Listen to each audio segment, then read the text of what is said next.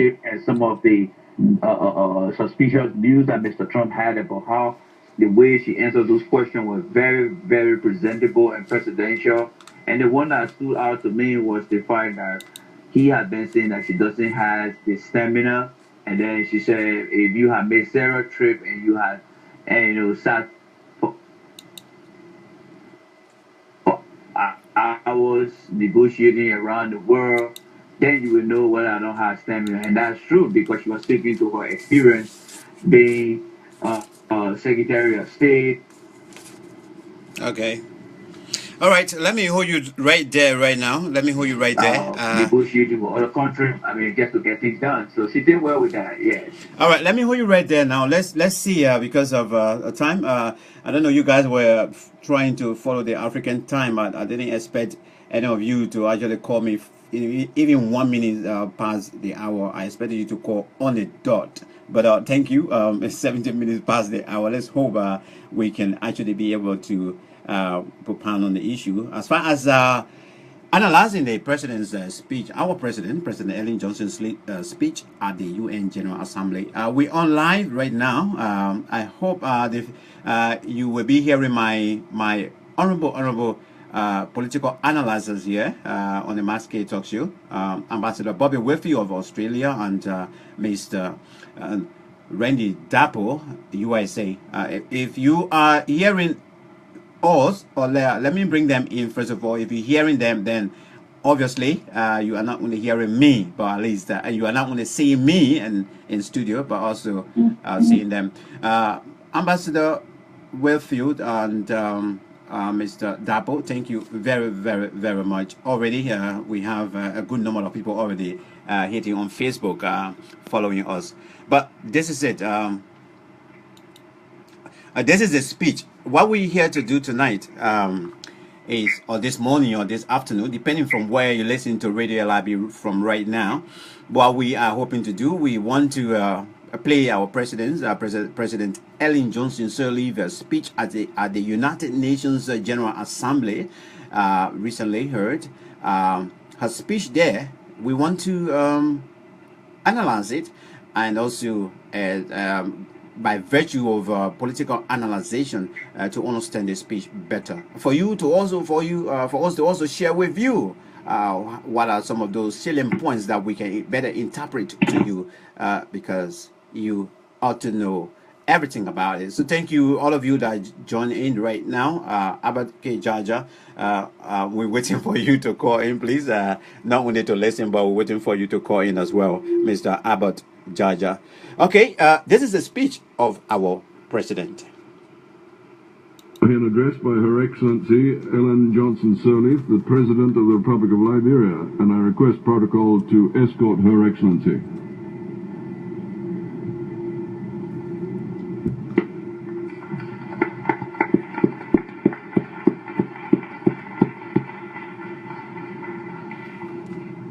On behalf of the General Assembly, I have the honor to welcome to the United Nations Her Excellency Ellen Johnson-Sirleaf, the President of the Republic of Liberia, and to invite her to address the Assembly.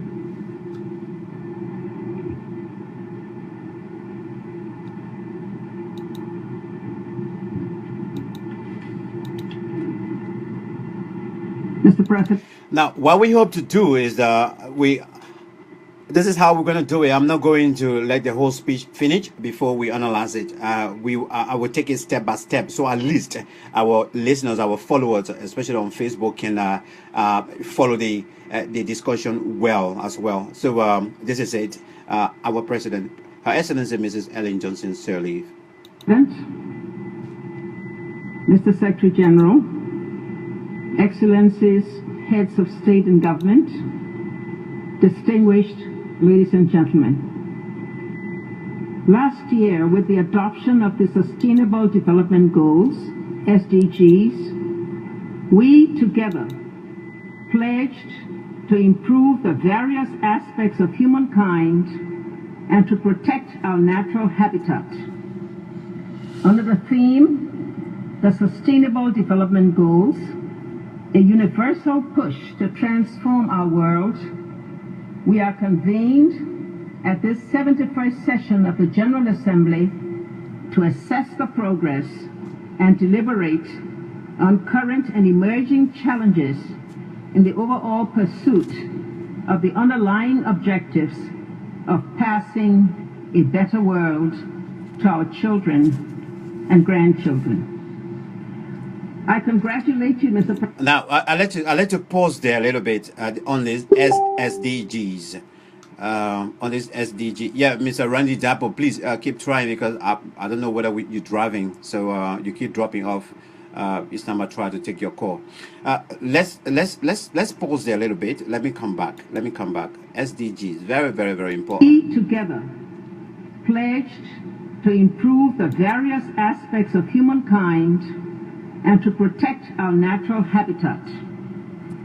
Under the theme, the Sustainable Development Goals, a universal push to transform our world, we are convened at this 71st session of the General Assembly to assess the progress and deliberate on current and emerging challenges in the overall pursuit of the underlying objectives of passing a better world to our children and grandchildren.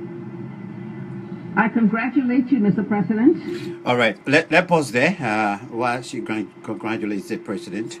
Ambassador Whitfield. Yeah, Mike. Right.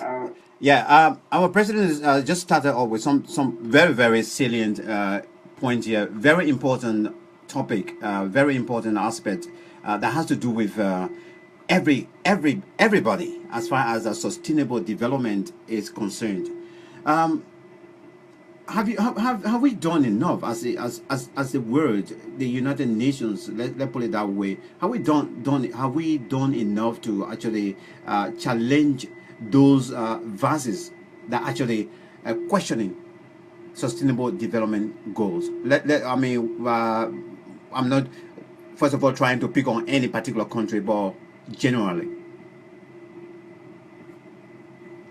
Mike, it's still very early to actually start evaluating the SDG. If you remember, the SDG was adopted just last year, so it is about 1 year now.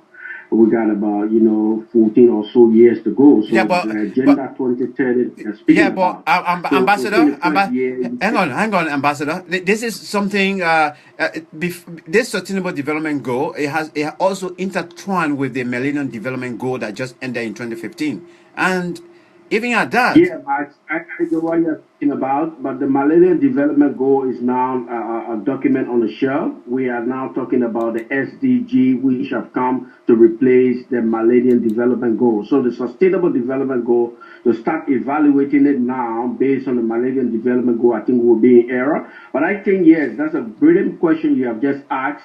Whether we are doing enough, because it's been around. We've been talking about improving the lives of people all over the world for as long as humans have been in existence. Yeah. So we cannot say, oh, this is just the beginning of the talk of improving human lives. So look, Max, if we approach the implementation of the SDG as we did with the MDG, I think we are going to be in error. This is not a clipboard and taking KPIs. As you go deeper into the president's speech, she will tell you that we are domesticating, those kind of present continuous things that you've been using with the same Millennium Development Goal. You start to use it, and the same consultation, the same or superficial rhetoric. You stay using the same thing on the SDG. I think this is a wrong start. So I would leave it right there, because, Mark, there's a lot more to come in the analysis. Indeed. Okay, thank you very much. Mr. Randy Dapo is still finding it very, very difficult. Mr. Albert Jaja, who shall be one of my analysts here. If you're listening, the Skype address is Radio LIB Legend,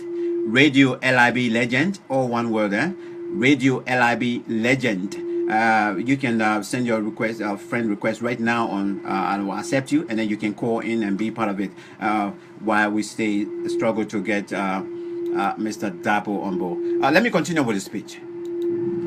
And the people of Fiji, on your election as President of the General Assembly, and rely on your vast experience to successfully conduct the affairs of the 71st session in furtherance of the hope we share for a better world.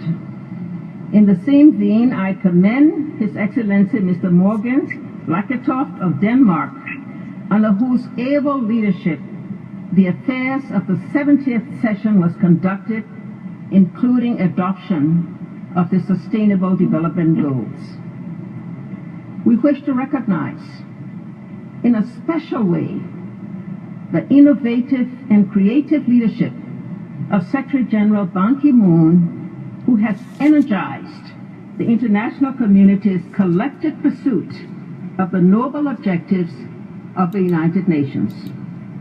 We acknowledge with profound gratitude his stewardship that brought a paradigm shift in development, programs within the United Nations system, ushering in the new global agenda, which envisions a world without poverty, a world of shared values and responsibilities, a world of gender equality and women empowerment, and a planet saved through effective mitigations. Wow. Let me hear our president right there. Let me hear our president right there. Ambassador, the process for the United Nations Secretary General, I quite very much used to from our president there. But this last point, what do you make of it? Are we somewhere near as far as getting rid of poverty is concerned? Why are we having, why our brothers and sisters are still dying in the Mediterranean Sea if we have achieved something? Yeah, Lord Mark. I think the president, she's in her element. This is where she feels very comfortable, confident on the world stage. But beyond that, it's just all talk and nothing, substantial. Yeah. The president's speech is actually a long on rhetoric and very short on substance. She talked about passing a better planet on to the children. Look at Liberia. Let us speak in the context of our own country. Yeah. Okay? That's why each country is there to speak for themselves. Yeah. Okay? If we listen to what Tanzania spoke about, Tanzania said we have incorporated SDG in our national, agenda. Yeah. Liberia said they are domesticated. The president is saying that we want to pass a better planet. Can you pass a better planet? Can you pass a better Liberia on to the next generation in the first place? With all the dike. Can you see the dike path all over Monrovia? And our president is on the world stage talking about passing a better planet. Let her pass a better Monrovia after she leaves office. So, Max, it is not about standing on the world stage and just saying all of these big words that amount to nothing. We bring it right down to your doorstep. We bring it right down to where you have got the authority, to where you are the leader. Yeah. Look at how dirty and filthy the country, our capital is. Liberia, I think in 2004 or so, was named the dirtiest capital in the world. This is too sad for our president to be talking about passing on a better planet when we cannot even clean our own country. Indeed, that's exactly the the salient point I really wanted for us to touch on, because you can only pass on a better education to your children when you yourself value education and invest in education. Then your children will follow your footsteps. I quite agree with you on that. Thank you very much, Anthony K. Coley, Junior, Bella Maya. Thank you, Ruben Cooper, all of you just tuning in, of course, and the rest of you that I can see right now. But this is it. We're analyzing our President Ellen Johnson-Sirleaf speech just a couple of days ago at the United Nations General Assembly. Let's continue from here on this other point. In effect, a world that leaves no one behind. As your let me come back to this, because you also made mention of achieving equality, and the word that leaves no one behind. But I mean, why are we still having problem with inequality? I mean, women are still, even in Western world, women are still pushing for equal pay. If we look, I mean, there's huge gap in terms of who eat 1 or 2 meals a day in our country, who eats, just a meal a day, or who go to bed hungry. Are we actually there? But Mark, we can speak of these things in pockets of the world. But I know where the president is really coming from. Like I said, the president is in her element. This is where she feels comfortable and very, verbose on the war stage. The attention is on me, so I can say things and I can, sound like I'm the leader of the free world, or I'm the leader of the UN. Yeah. But at the end of the day, to bring it right down to your own. Okay, talk about equality. Nigeria is not experiencing in or equality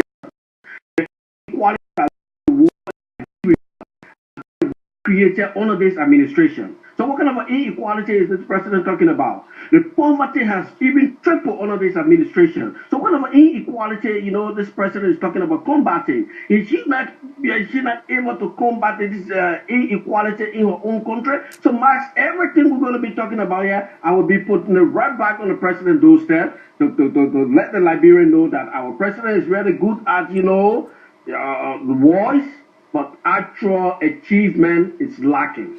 Right. Indeed, we are analyzing our president, President Ellen Johnson-Sirleaf, our speech at on the ongoing General Assemblies there in the U.S. of A. Let me say, hands up to you, Belinda Meyer. Thank you for tuning in. Hello to you back, and all of you that are tuning in right now, especially from Mama Liberia. Let me say, hands up to all of you. We on live. Thank you, Justin, for joining in Monrovia, Liberia. We'll continue with the analysis here. Tenure ends later this year, Mr. Secretary General.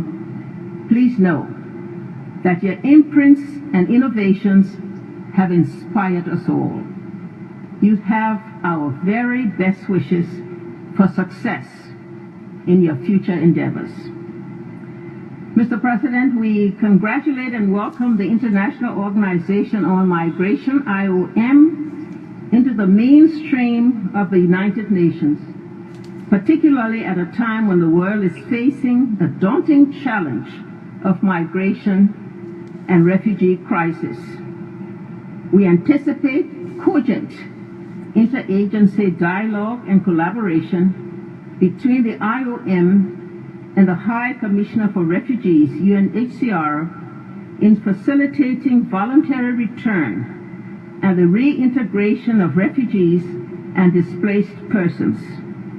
We call on the two agencies to forge an effective response to resolve the issue of migrant smuggling and human trafficking, bearing in mind that women and children are the main victims of organized crime and modern slavery. Now, before I come to that point, let me read this one here from one of our followers here, Mr. Evans Couture. What development that is sustainable in Liberia? She is on praising others and speaking. I'm trying to get the word. Speaking out-to-plan terms. She is not. That's from Evan Couture, all the way there, from the USA. Mr. Ruben Cooper, let me read yours as well. We are nowhere near what that old. All right. I will have said. Let me rephrase your term here. We are nowhere near what our president is talking about. She is not even ashamed of herself. Go Liberia and see how people are. That's from Mr. Ruben Cooper. Okay. So far, all of you that are tuning in, thank you very much for tuning in. Yeah. The IOM is the International Organization for Migration. Is responsible to help refugees across the world or displaced people to either resettle them or take them to other countries or either take them back home to where maybe if they are refused, because here they do it as well here in the UK. But today, I think she's talking about how she wants the particular organization or the two organizations, the IOM and the refugee counts the refugee branch of the United Nations to step up, because what is happening now across the world, including the on the Mediterranean Sea, I mean, it's a shame. What do you make of that? Hello, Mike. It's a serious issue, and I think the IOM has really stood the test of time. To be honest, the IOM has always been there, and being in the meaningful of the UN is a great plus because they come to much more power and authority and a much more, geographic region they can cover. Yeah. So I think they will step to the plate. But the IOM stepping in is just a band-aid to a bullet wound. The situation, what is really fueling the migration or the refugee movement is far from, the IOM. The IOM is only there to bring about order and save lives, and make sure that people get to destination safely. But what is bringing about these things is inequality, extremism, and poverty, Yeah. wars, and what have you. Yeah. So we got to address the real cause of this issue. But Max, there's one more thing. The president stated in there, migration, smuggling, and people trafficking. And she said women and children are the main victims. The question here is, Max, let's ask ourselves.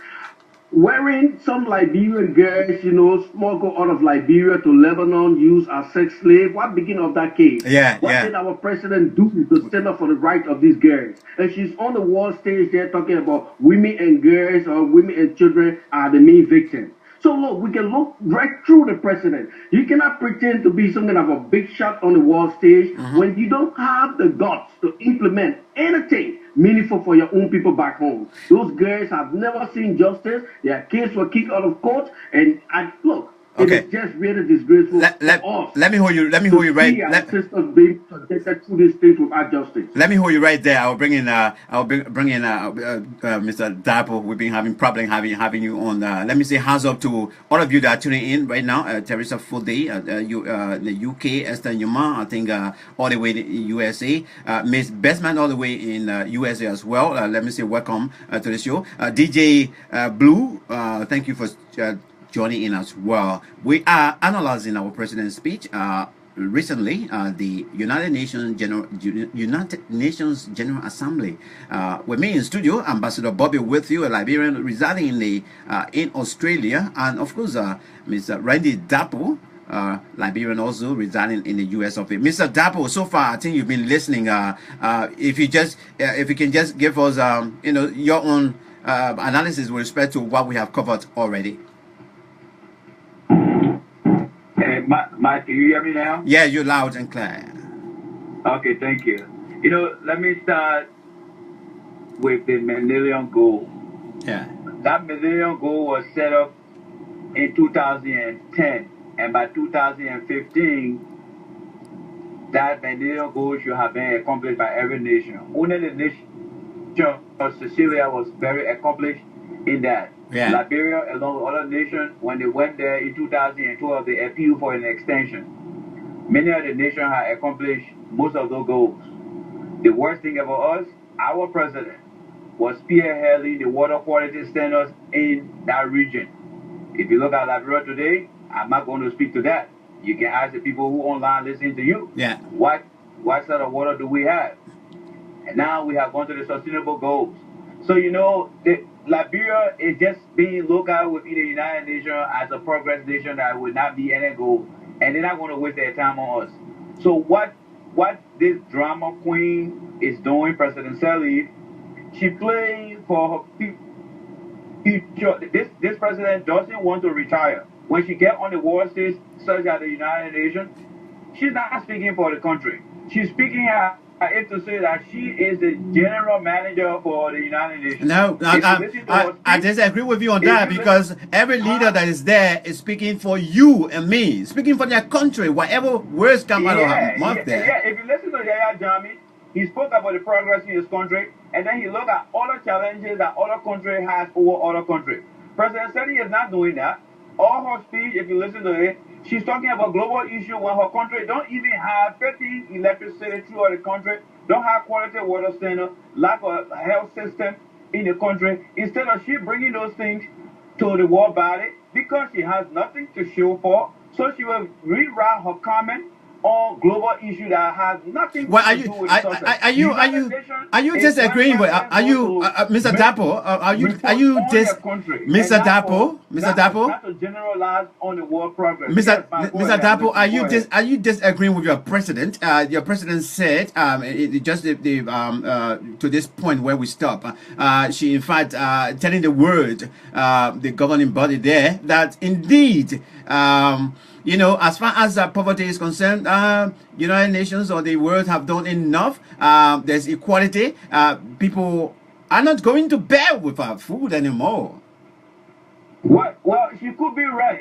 Because when she was on our stage, she was not speaking as president of Liberia. She was speaking as some type of representation of the African countries. All right. So it's true that country that Rwanda, after their 90 days war, they have put their eyes together and they are trying to make strides. So from that generalization, she was not speaking in terms of Liberia. Okay. Because if she spoke in terms of Liberia, I have nothing to say in regards to that, but just looking at the country. President Sirleaf has never met and will not meet any goal set by the United Nations. Okay, let me hold you. Let me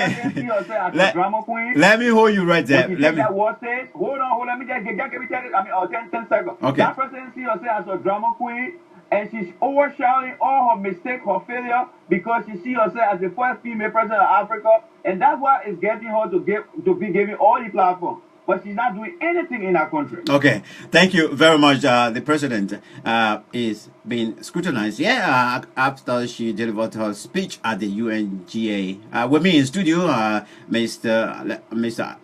Dapo, there's Randy Dapo, Liberian residing in USA, and Ambassador Bobby Wilfield, Liberian residing in Australia. Let me read this to some of our listeners. This one, Belinda Meyer, sounds like your president just talk and don't act. This one says, congratulations. This is your most liked live video yet. Thank you very, very much for that commendation, and thank you for sending your concern in. Let's continue now from this particular point. Mr. President, the call for the reform of the United Nations, particularly the Security Council, rings louder in its deafening silence. The equity we promote through our commitments at the United Nations must also be respected in all of its bodies. We urge the nations of the world, the big and powerful nations of the world, to bring this long silence to an end.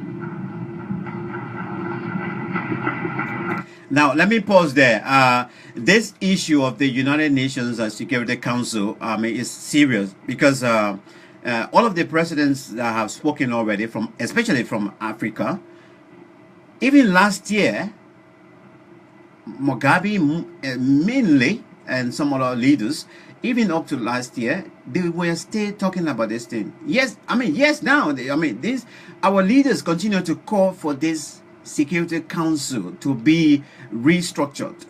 At least one permanent seat on the United Nations Security Council, there.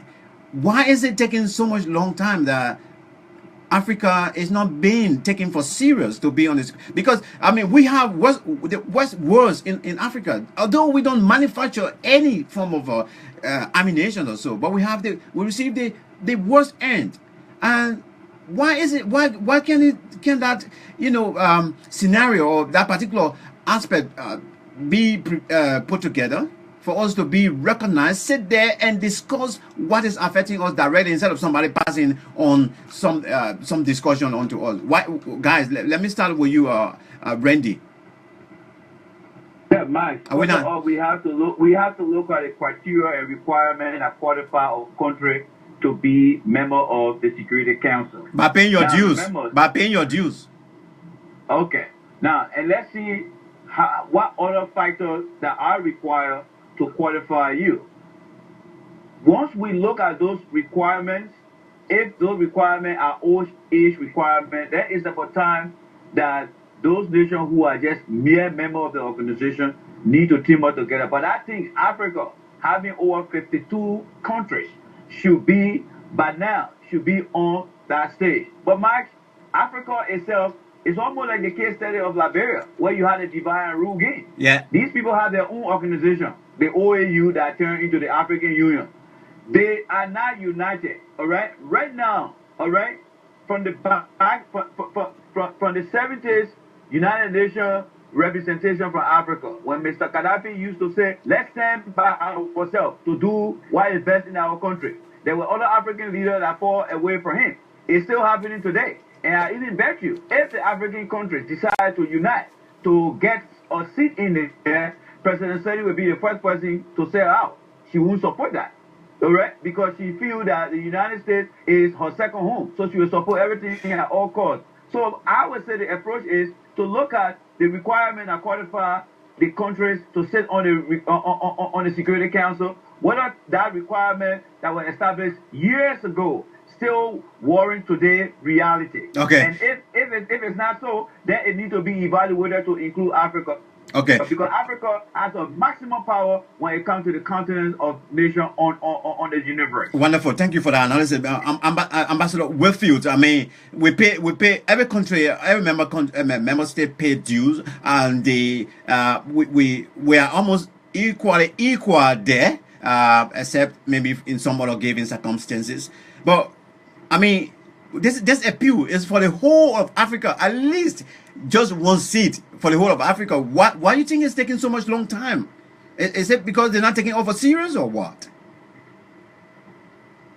Oh, Lord, it's because we didn't take ourselves serious from the very onset. You know, African nations are from the members of the United Nations, and they should have, started the whole thing then. But I just disagree with you a little bit that we pay equal share with all the other nations. No, there are some nations that contribute far more than, in fact, all African nations combined, so financially to the UN. But look, Max, you really see right there, the president at least drew some a round of applause for adding a voice to calling for the reform of the United Nations and at least giving a permanent seat to Africa. That's really great that the president was able to, state that. If you also observe the mood of this president's speech is quite different from the speech she gave last year. Last year, where she was really spooking her credential or testing the water to see whether, she would be like the next replacement to the Secretary General. But as soon as she realized her whole mood has changed and the speech is not really selling her credential anymore. Like last year, she carried a whole cheering squad that they were just cheering uncontrollably when there was no reason to cheer. This year is really saying lukewarm, and the cheering squad was not really available there to do all the cheering. But just back to the issue there, Mark, I think Africa need a permanent seat or 2 permanent seats on the Security Council, and I think modalities are in place, strategies are in place to get Africa those permanent seats. They should start thinking now which of the African countries should occupy the seat on behalf, not on behalf, but at least from the continent. But I know definitely we're going to achieve that very soon. Wonderful. And mind you, the next head of the UN could be possibly a female. I don't think a female being head is a reform in itself. Your president? At least it reflects other parts of the demography of the United Nations. Your president? Okay, let me, before we move forward, let me, no, I'm coming. It just, you get it. Yeah. Okay, let me just, before we move forward, let me read this here from one of our followers here, Belinda Maha. What has she put in place to educate young Liberians about human trafficking? She needs to put her words in the action. Thank you very, very much from you, Belinda. Right. Let's continue here. Let's see from this point. Mr. President, the Assembly is taking place at a time when there is an escalation of conflicts engulfing millions of people in many parts of the world. We note with particular concern the rise of international terrorism, extremism, xenophobia, and violence that continue to pose threats to global political, social, and economic stability. The unabated crisis we continue to witness in the Middle East, on the All right. Sorry. Do apologize for that breaking transmission. Something going on. the suffering and massive displacement imposed on the people of Syria, who are forced to migrate far from their homeland, is a blight on the conscience of the world and questions the resolve of the United Nations. All right, let me pause there. But before I come to you guys, that sounds really useful to me. Sumo Daniel, following us. This topic is very important, Max. But one thing I want you to understand is that more African countries still rely on the West for something. Sorry, all of the text is not showing. Let me tell you, thank you very much, Sumo, for that contribution. Gladys Candice, blessing Seyon Konda, thank you for joining in. Also, Precious Ongu. Guys, this one, the president, our president, being very much open here in terms of international security for all, and this is what you say. What do you guys make of it? Let me start with you, Ambassador Whitfield. Yeah, just the last part there, Mark. They're fleeing mass exodus or fleeing of people from Syria. The president described it as a blight on the conscience of the world. I wonder where were these wars when Liberians were fleeing in a masses, from Liberia in the early 1990s. You know how Liberians had to flee their country in droves, sleep in those makeshift villages, in huts, in bushes, under the rain. Wasn't it a blot on the conscience of the world? Who were those leading that effort that drove Liberia out of their country? Yeah. I think, look, the president, to really mean this, she will have to bring those people who did those things to Liberians to book. She must muster the courage to implement the TRC report. Then we know this president stands for justice. But he cannot be pointing a finger in another situation. Of course, it's right. What is happening in Syria is wrong. Look at those children being bombed day and night, Max. It's wrong. And we all should raise our voice against what is happening there. Okay. But not a president that have a history of funding such terror in her own country, saying that what is happening there is a blight on the conscience of the world. No, Madam President, not on my conscience. All right, hold on. On your conscience, Madam President. Wonderful. Yes, because you have got a history in that direction. Wonderful. Mr. Dapo, you have a peck in your eyes. You haven't taken that out yet. You want to remove somebody on? But Mike, everything that happening around the world when it comes to power struggle, President Sirleaf is a role model of that. These things happening in Syria because of what she did in Liberia. It's all about copycat. If she had waited her turn to go through an electoral process, it wouldn't have happened that other countries would try to follow suit. So for her to talk about refugee, she had a lot of unsettled business to do in Liberia.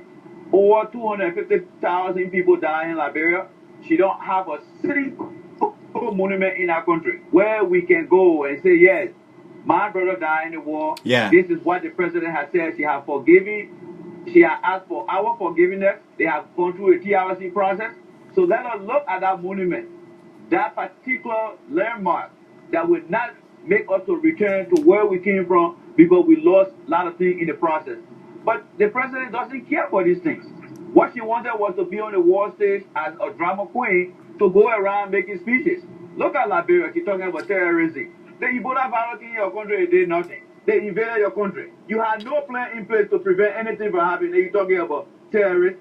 Let that president go and find somewhere to put herself. All right, then. Thank God that she got less than 100 days in, or less than a year in office so that she can pack her thing and go. What she wanted to have, she already have it. She's a complete failure. She's a complete loser to our country. We'll move forward after she leaves. Thank you very, very much. That Mr. Rennie Dabo, and of course, Ambassador Bobby Whitfield, my analyst for tonight, analyzing the our president, President Ellen Johnson-Sirleaf speech at the United Nations General Assembly.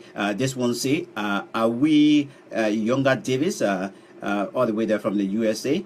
That is a lie. That is a lie. People are still suffering in Liberia now. This woman is very greedy and big. No clean drinking water, no good hospital. Thank you very much. Are we there? Sumo for decision making. Okay, yeah. That's what just any of the text. You turn Nicholas Smith. Thank you for joining us all the way there in Liberia. My big brother as well. Let me see, Nat Bound, that's Dr. Nathaniel Bounds, I suppose, following us as well. Mr. Maurice Gazama, thanks for analyzing the president's speech. One of the reasons for this assembly is for world leaders to put forth what is affecting their country. I think yeah, I lost some of the text there, but thank you for sending your text in, following us as well here on Facebook. Gerald comments, good evening to you as well. Are you listening, following right now? Let's continue from here. The current state of our world, conditioned by the realities of insecurity, requires collective concerted action to avoid unacceptable levels of deprivation, poverty, and human suffering. At our sub-regional level, the Economic Community of West African States, ECOWAS, has demonstrated its commitment and preparedness to combat terrorism in Mali, Cote d'Ivoire, Burkina Faso, Nigeria, and other parts of the sub-region with valued support from partners in the international community. We are optimistic about the regional initiatives and collaborations at the levels of the African Union, ECOWAS, and the United Nations aimed at helping to consolidate peace and security on the African continent.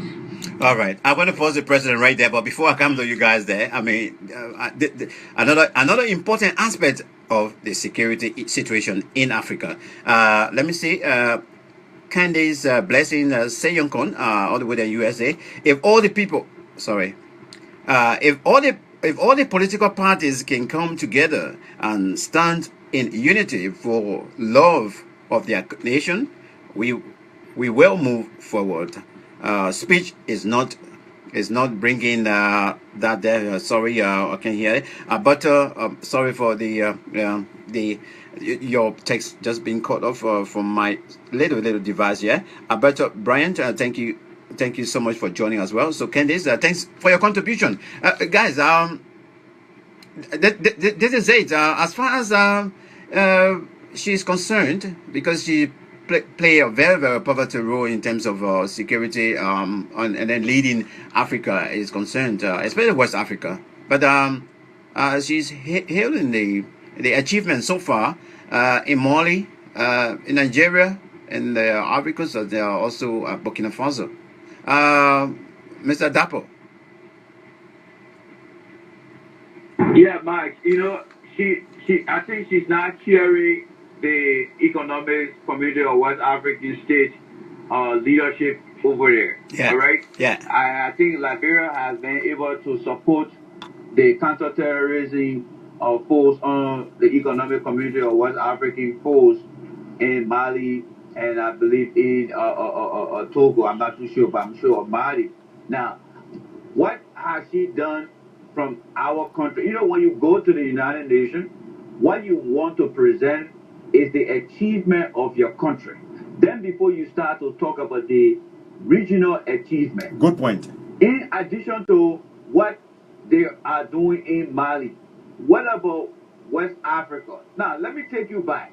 When we had a Timaya unknown boat or ship that show up on the coast. Yeah. How much detail do we have today to say yes, for sure there was a closure on that ship that surfaced on our coastal line? Yeah. Nothing. But she's only using the global security to blanket or cover up on her failures in Liberia to say, oh yeah, we through the ECOWAS are doing our part to support terrorism. But when you look at Liberia as a single country, you got people using candlelight at the border. Look, we are just lucky that the evil eye is not looking at Liberia in terms of terrorist invasion. But look, guys, if they attempt to do anything over the marks, you and myself will never have a peaceful speech to where we are because our people will be at a higher risk. Wow. And everything that you say will come to some fluidity to show that she has done nothing. The Ebola has exposed that. So I know that Liberia is very vulnerable to anything. Even the United Force of Mosquito can override our country.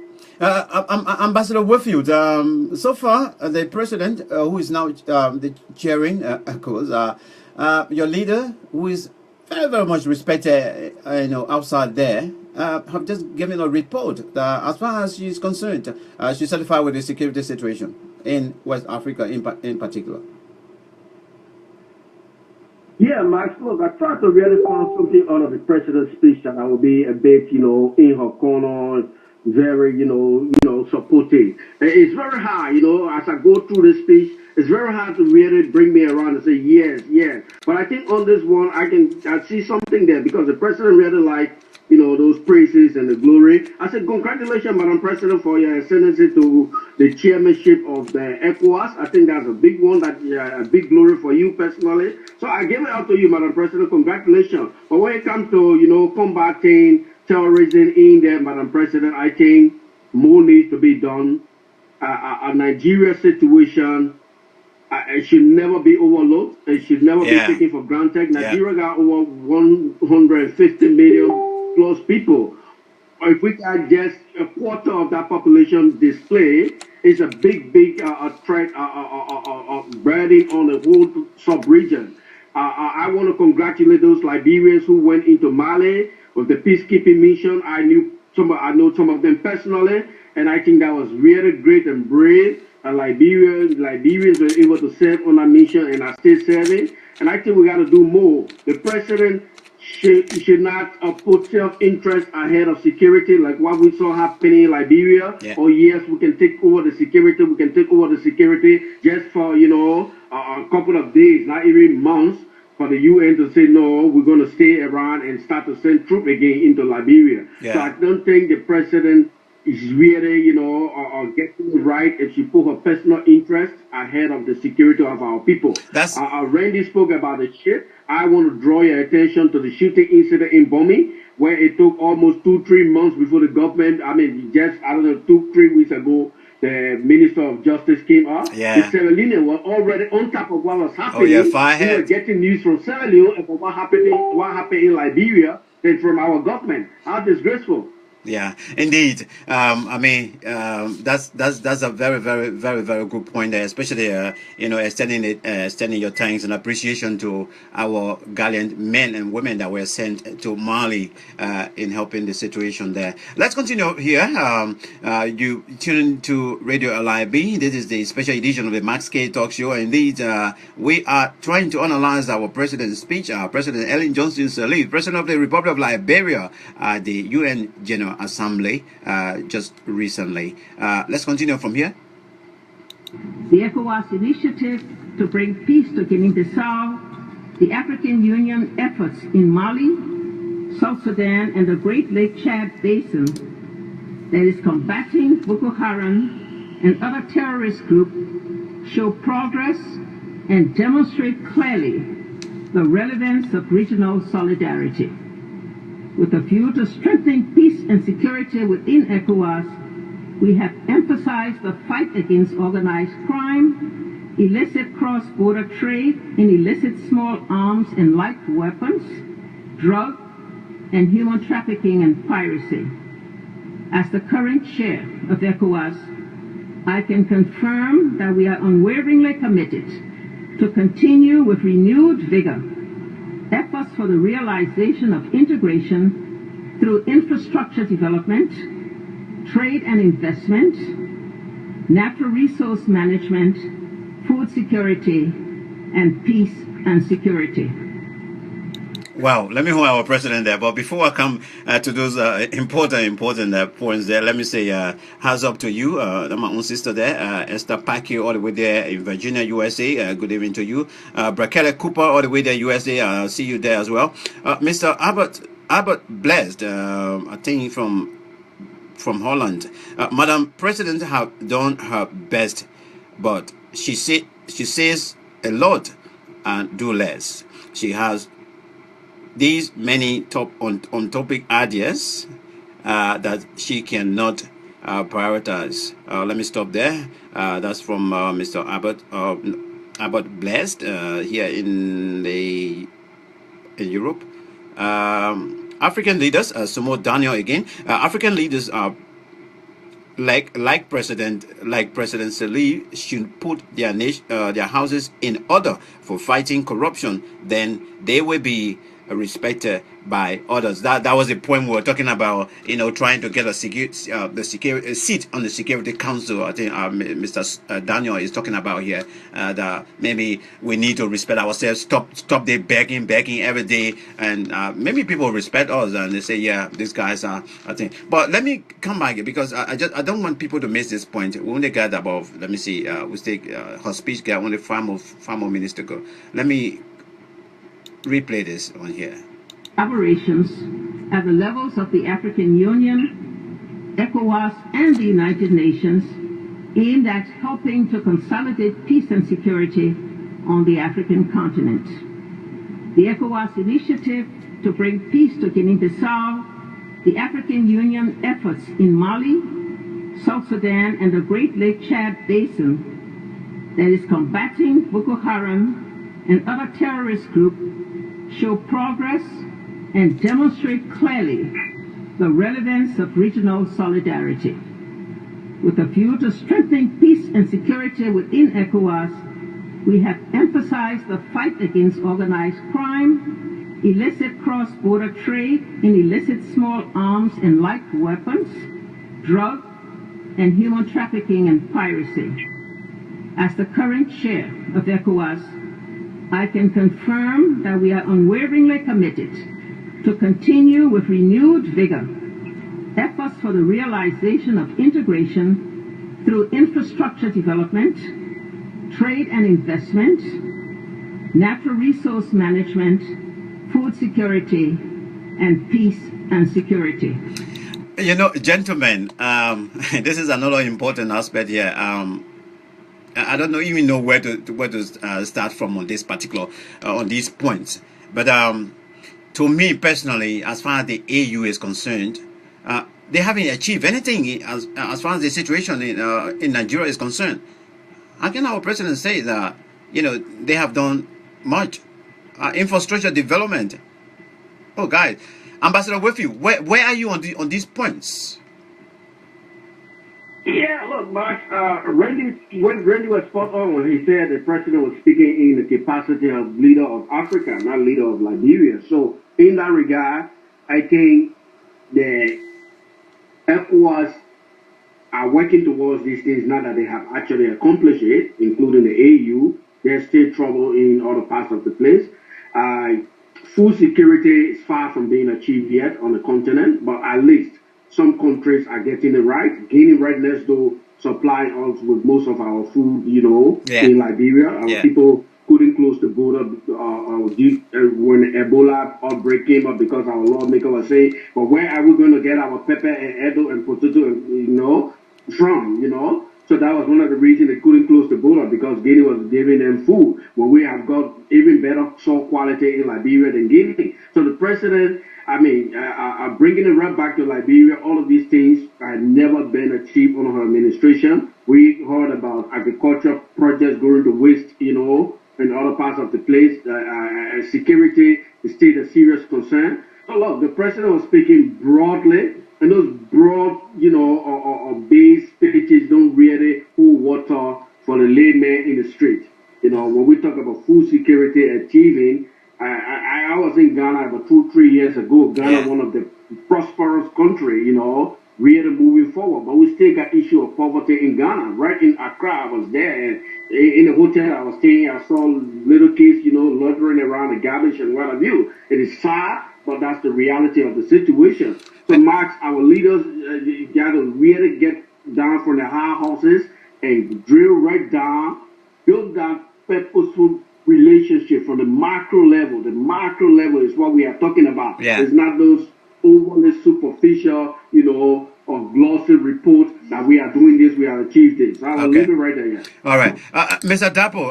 As far as your president is concerned, AU should be receiving an honor right now for achieving peace and security in West Africa, or Africa in general.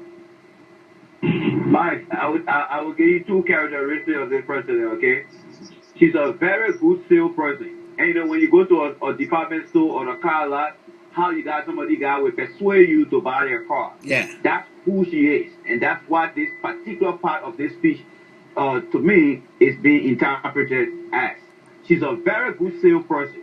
She takes all the collected information from other countries, not to single out her own country, because there's nothing in her country that measure up to what she's talking about. People are digging in the landfill to get food. People are buying more food out of the country than producing their own food. Then when she come out there, instead of she's speaking to what Liberia has done in terms of food security, she tends to generalize. She's a very good MC. And you know what I would suggest? I would suggest that all the African leaders for the next United Nations Assembly, let them just send their foreign minister to present all their achievements to President Sirleaf, and they will make the continent great. Because you're a very good MC who know how to present general issue rather than attacking your issue. How many food security statistics have we had?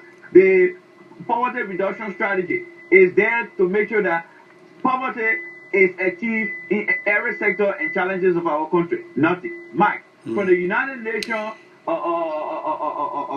climate change achievement to the sustainable goals, development goals, to the millennial goal, Liberia have for sure in everything. So for the president to be on that podium has nothing to say but to generalize.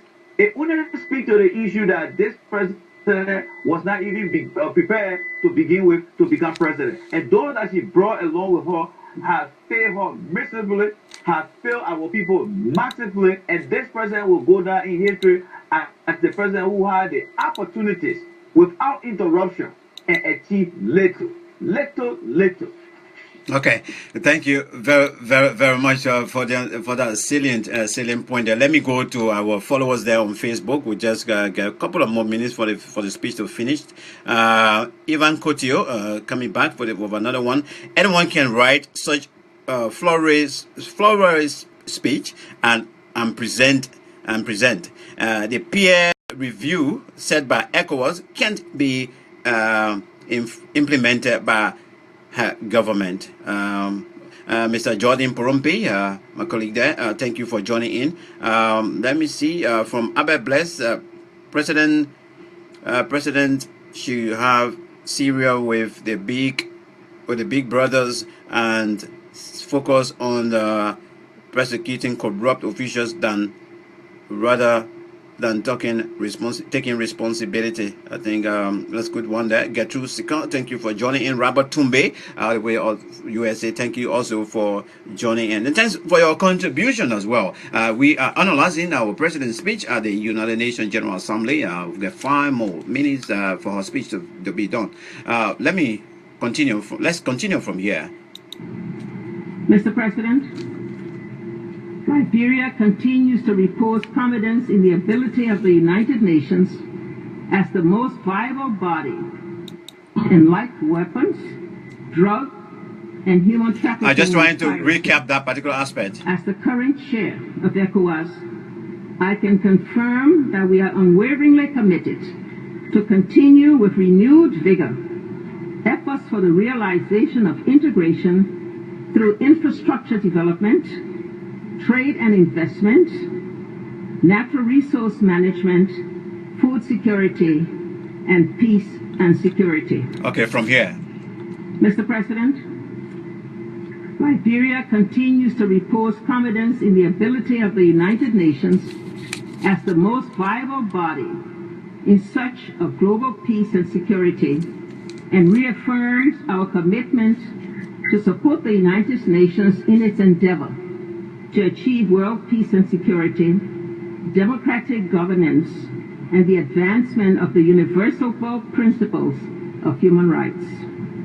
We reiterate our commitment to continue to address extreme poverty, to empower women and girls, to bring marginalized communities into mainstream of society, and to make their voices heard. These are drivers of our transformational push to save our nation and our world. Mr. President, distinguished participants, since our conflict ended in 2003, the United Nations mission in Liberia, UNMIL, has worked with Liberia first to institute and then to consolidate security, peace-building efforts, and governance gained in the country. I am pleased to report that the drawdown plan of UNMIL was successfully executed on June 2016, when Liberian security agencies assumed from UNMIL full responsibility for the security of our nation and our people. Wonderful, wonderful. But let me welcome our brother. Okay. Where are we? Oh, I think he just dropped. Mr. Abba Jaja was just about joining us. Let me start with you, Ambassador Whitfield. So far, your president is giving her report as far as security is concerned back home in your country. It's more than security, Max. Again, you know, the gap between rhetoric and practice is clearly visible in the speech of the president here. The president is talking about, let's take for example, she mentioned empowering women and children. I don't think that's in Liberia. Look, I will give you an example here. When Paul Kagame spoke, you could feel the confidence in his speech. He said that the legitimacy or the evaluation of his program is based on the satisfaction of his people. Yeah. Of his people. So Paul Kagame is pointing the entire world, say, look, ask my people. Ask my people. They will tell you the transformation that is taking place in their life. So my leadership is legitimate. Our president, the legitimacy of our leadership comes from, you know, President Sirleaf in somewhere in America. A group of, you know, guys get together and say, oh, look, what do we need now from Liberia? Let us give this woman some glory and send our people to do some project in Liberia. That's it. Okay. So other, you know, European nations get her awards. That's where she getting her legitimacy. You cannot stay and say, ask my people. Because the people are going to say unanimously that you have done nothing for us, Madam President. Oh. All right, let me hold you there, Ambassador. It's just exposing the president. She's exposing herself on the world stage. The gap between rhetoric and practice is so huge that Liberians are so frustrated, Max. We're talking about the drawdown, UNMIL achieving this drawdown. The president did not go one more step. That just last month, UNMIL renewed the mandate to stay until the end of the year. She should have said that. Okay. She should have said that UNMIL have realized that we cannot fully, you know, take responsibility. So they have extended their mandate to the end of the year. And that mandate march will be extended again because election is around the corner. Indeed. You talk about human rights, okay. law and order, civil justice. Look at Vendala Patrick went to jail.